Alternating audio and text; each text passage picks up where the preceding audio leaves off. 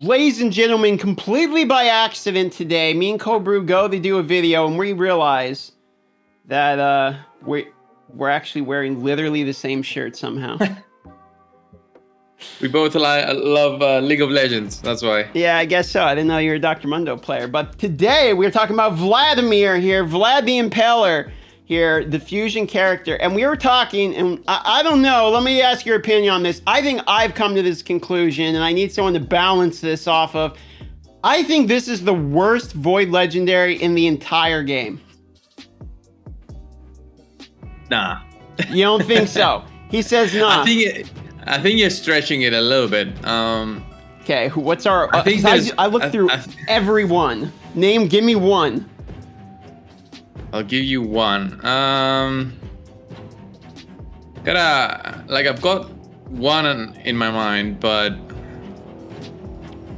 Because if we look at the kit, decreases the target's max HP 30% of damage inflicted. So he's got the destroy set for his basic attack, and he heals himself 30% of damage inflicted, okay?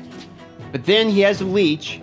So my argument is, you already heal yourself off the basic, but he does leech. Like, it doesn't really matter. Most of the time you're going to be overcap healing yourself off stuff like War Master, etc. Anyway, I don't really see that as highly important having the heal, and it's also something that Sec can do. So for me, the basic's kind of whack. That's how I see it. The A2 is kind of whack because all it does is hit people and do a leech, and it might steal their turn meter if they're a certain faction, which to me, it seems like they could have just given this to him in the entirety. Yeah, I don't know, in the entirety, that would have been a little bit too powerful, maybe.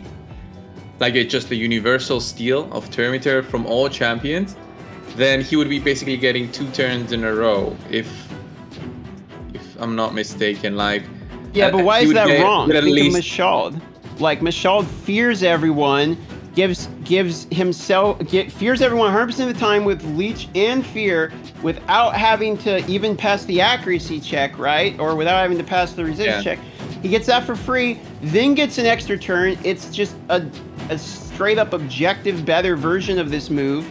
He's not a Void Legendary.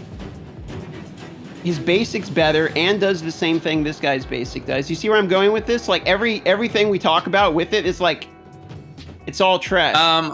I think his A2 is the best thing that Vlad has going for him, comparing to his other skills. Like, his A3 is very, basic. His A2 is, it's a leech on an AoE plus turn meter steal, turn meter reduction on everyone else. I like it. I played around with Vlad, so I like that, at least on him. His A1 is okay. I mean, it's nothing too crazy. It's a heal, it's a decreased max HP. It's gonna be great for Scrap Boss, but whatever. His A3 is a bit underwhelming. Honestly, it's just a single target decreased defense and block active skills, which doesn't work on, the bosses. So it works only on enemies. And then he vows himself. Enemies. And he's somebody who works off Revive on Death, which is like opposite synergy. Yeah, he's got a Revive on Death there if he gets a kill. So it's not always available. So you gotta build him with high damage enough so that he benefits from the passive, I guess, but also with accuracy. So he benefits from the A2 and the A3 if you want to use the A3. But the A2, definitely you would want to have the decrease in turn meter if you're gonna be using Vlad. You wouldn't be using Vlad just for the DPS, So what Void Legendary would you rather have this guy over? Like, that's my point. It's like, I would rather have literally any other Void Legendary in the game than him. Yeah, that's where we don't agree, because you said he's the worst. But if you go to the Barbarians and you check out your Carl. That's the one. So I looked at your Carl. Before you came on the video, I looked, and the only one I said that was potential was your Carl, because you look in the freeze is like kind of garbage, okay? But I was looking at it, and even this man straight up has an unkillable when other people are frozen, which I feel like is a way more something that will actually happen as compared to, like, they have to be this certain faction to even happen. You know what I mean? Yeah. I don't know. Like, Yukaro is probably not as good, but his basic attack here hits twice, okay? 20% chance of freezing, so he has CC on the basic, ignores shields if there's people under freeze, ignores block damage if there's people under freeze, ignores target's defense if they're under freeze. So then the A2 decrease speed, places freeze debuff. Here we go. Steals 100% of the target's turn meter and places 30% speed buff on for. So he has a full turn meter decrease, okay.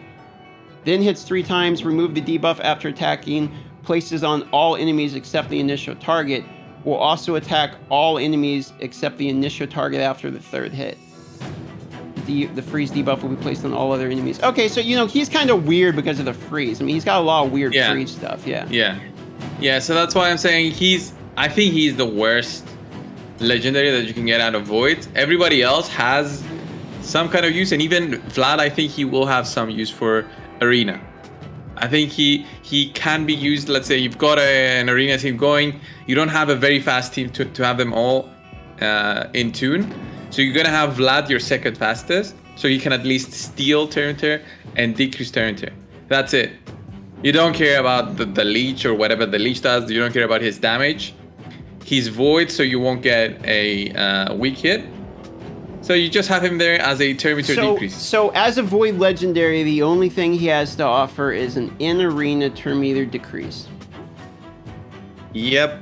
There you go. I mean, that's for the time being. That's what I see, at least on him as a general. Like, whoever gets him, regardless of where they are in the game. I mean, that's before we even get into talking about Constantine, who's a whole nother level of garbage. Like, I couldn't believe it. I looked at this. I thought Constantine was going to be like a Void Epic or something, kind of like they did with some of these others, right? So I look at it, and I'm like, oh, it's another Void Legendary. I can't wait to see how good they made this guy. By the way, look at his faction. Yeah, I owe you $5. Yes, you do. See? I owe you $5. See? We broke even. I'm not the only one who loses the bets. All right. You lost it. All right. Fair enough. Fair enough. So we are tied. We're tied. We're tied 1-1. So the next fusion, we're gonna have we'll have the tiebreaker on the 3rd and final. Tiebreaker on the next one. Yeah. I'm just realizing you have a very clean haircut today. You must have just got a haircut fairly recently. Yeah. Must have been. Can't remember when. So here you go. Back to the content for the Raid Shadow Legends viewers. Konstantin The Dayborn. Okay, talk me down off this ledge here, Kobru, because this guy is garbage. I mean, this is a common level ability. Well, it's an extra hit, so he can't double hit. Exactly. It hits hard. If I remember me testing him, like, I didn't do like a dedicated video on him. I did just the one video for both of the champions from the test server. He hits okay with it, with relatively good gear, Savage and whatever, and he hits relatively okay. Yay! So he hits like an Armiger with a worse basic. So then we move on to the A2 here, which is probably the only move we could even argue does literally anything at all. And if you look at it, hits twice, and they have to be under these god-awful things. It's like, yeah, they're probably going to be under decreased defense. Maybe I'll pair him with a Mashal who actually does something that applies Leech, and then he'll actually do some damage. But it's highly annoying to me because the block active skills is not an AoE on Vlad. It's a single target, same with the decrease. Yeah. So it's like if the A3 on Vlad was AoE decreased defense, AoE block active skills, man, we really got a pair that makes sense. But they make it single target, then they give him this garbage, and it's like, okay, congratulations. He can maybe ignore 30% of the defense. Yeah, that was the argument by all the other creators too in the content creator chat. Like, give Vlad the AoE decreased defense. And I wasn't sure about the blow active skills, but the decreased defense at least would have been something nice on Vlad, so that they would go very well together. But Constantine is okay with the double hit as a nuker if you don't have anything else. They could have also pulled it like that one legendary, Catan or whatever it is, where it's if it doesn't do defense down, then it does weaken. Where it's like he tries to play defense down. If the defense down gets resist or doesn't land, then they get active skill debuffs or something instead. Like there's a million ways they could have done this. Yeah. Constantine could have been better because then we've got his passive, which we can look later. But I mean, there's epics that probably are better nukers, and we'll see more use in arena. Rather than Constantine. I mean, he can be used in dungeons and whatever, but it's nothing too crazy with his skills. I also hate his A3. Because it's like the enemy has to go first in order. I hate these moves where it's like you have to be losing in order to use it, which is the enemy has to go first, has to buff themselves and debuff you for it even to do what the point of the move is. Which is just stupid in my opinion. It's like, okay, I am way behind losing. Now I get a move that would have been okay as just a move that would have done it without the condition. You know what I mean? It's frustrating. Yeah, I like it in the sense that it can hit hard. Like I've hit 200k with that skill, but that means, well, you're not going to use your A2. If you don't use your A2, single target nukers are there are quite a few single target nukers in the game. You don't really use them in arena though. There's very few that are used in arena, and they have other things going for them, which Constantine doesn't have. He's not very tanky.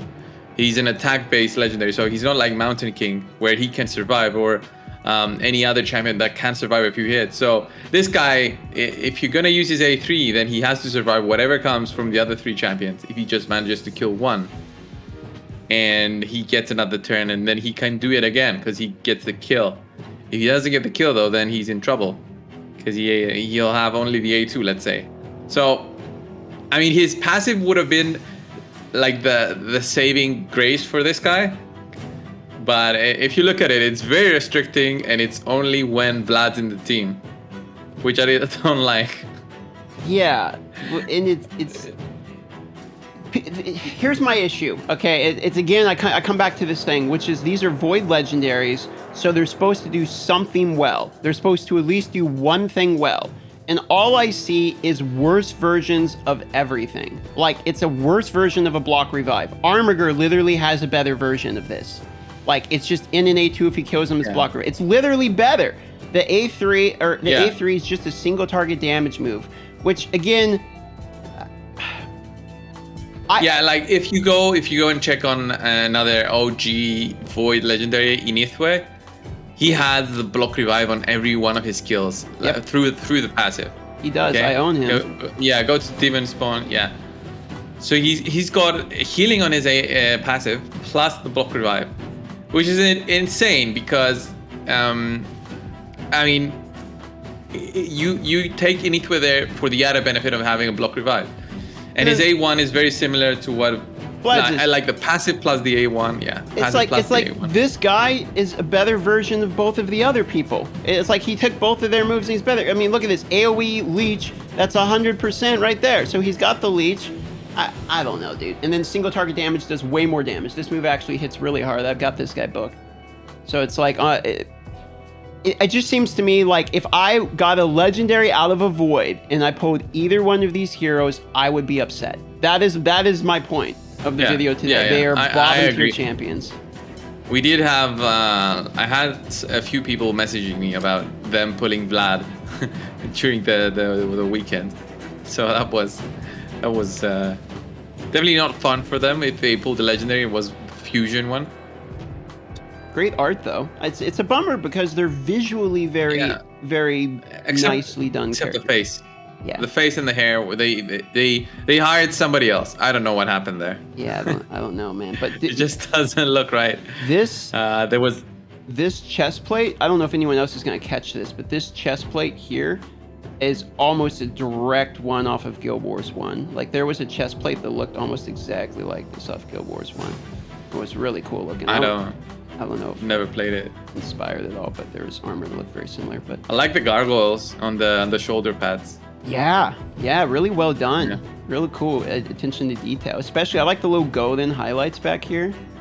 It's all real nice. It's all real nicely done. It's a bummer that it just sucks and it's an expensive fusion. I don't know. For me, it's you sell all these void shards and then you add crappy void legendaries to the game, so it was like a bummer to me. But anyway, that's just one man's opinion. Leave in the comments down below what you guys think of this hero. Are they the 2 worst void legendaries in the game? That's my opinion, but let's see what the other people think. Any final words, Cobrew, for the 2 people with the 2 shirts on? 2 people with 2 shirts. Guys, go buy the shirts too. I don't know where you can get them anymore, but yeah, go buy them. These are pretty comfortable t-shirts. They are. Also subscribe, yeah. Okay. I guess if you want. I forgot about that part. You can subscribe if you want. All right, everybody. Worst champions in the game confirmed. All right. Bye-bye, everybody. Bye-bye.